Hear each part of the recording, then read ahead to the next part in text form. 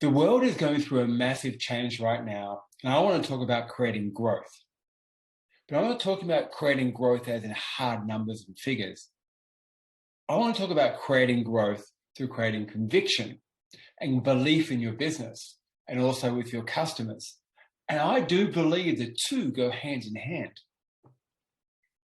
You can't have great customers without having a great team.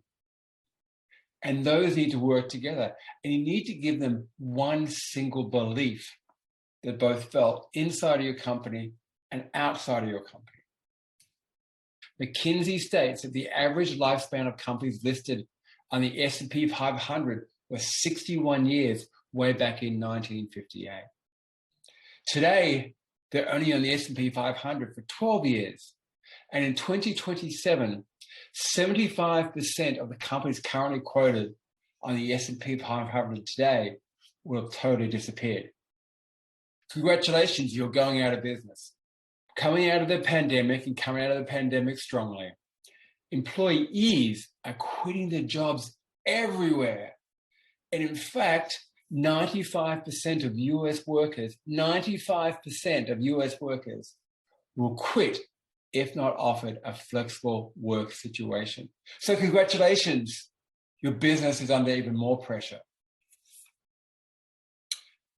And at the same time, employees are turning away, people are turning away from companies and corporations, and customers are leaving brands. And at the moment, businesses and brands are at a tipping point. The crisis is really, really there. But when you think about it, when you really think about it, why do some brands prosper and others fail? Why do some brands rise and rise and rise and others struggle? But what are some companies doing right now? What are they doing well? What are they thinking about? What are they doing? And thinking about a business as a tribe as opposed to a collection of departments trying to make money. What I want to think about is what a tribe actually does. But a tribe is a collection of people who are connected to one another. They have a common leader, and they're connected via an idea. Think about an idea, a one central belief system. And for millions of years, humans have been like you and me and everybody else have been a part of one tribe or another. It's your family or your football team. But a group, a business, needs only two things to be a tribe: a shared interest and a way to communicate. But it was just amazing to think about it on how I structure a team, how I talk about a business, and how I help a business grows. And the three things they really need is an idea, which is a purpose, a mutual alignment, which is a sense of belonging, and a leader and belief in that leader. So with all the interviews I did and all the knowledge that I gained, it came down to three principles on how to build growth and how to build tribal growth in your business. You need that sense of purpose, a sense of belonging, and a sense of belief. So let's have a look at this from an Amazon point of view, because as I said earlier, I ran a large global team, I think across 10 or 12 countries from Amazon. And it was really interesting to think about having all the people, whether it's from India or Slovakia or from England or even the US or Australia, all aligned around one statement, one belief, one idea, which is Amazon's purpose is to be the world's most customer-centric company. The belonging from Amazon is work hard, have fun, and make history. And boy, do we make history at Amazon.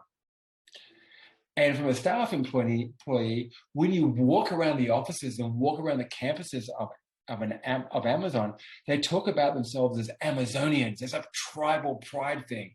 They're Amazonians, and they know they can make a huge amount of change. And the belief system is phenomenal on Amazon.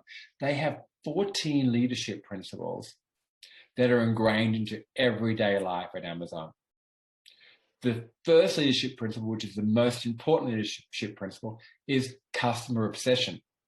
No, not about making money, customer obsession. those three things alone, the purpose, the belonging, and the belief, how they've really helped take Amazon from being this little company that sold books, have grown up to be the most valued brand in the world, belonging to something. And that's what you want in your business. That's what you want from every employee. And that's what you want from every customer. And you can only do that by having a singular focus around one statement. When you use conviction or a purpose statement, you'll help your teams grow. You will focus on your customers and help your teams grow. And when your teams are growing and when your teams are prospering, your customers do exactly the same thing. And when your business is prospering and growing and you have that single level of purpose, that or single conviction you're driving out there, you understand that people will come to you naturally because you believe in something. As leaders, when it boils down to it, when it really gets down to that bottom thing, your main job is to make sure your people have a reason to come to work and to go home happy.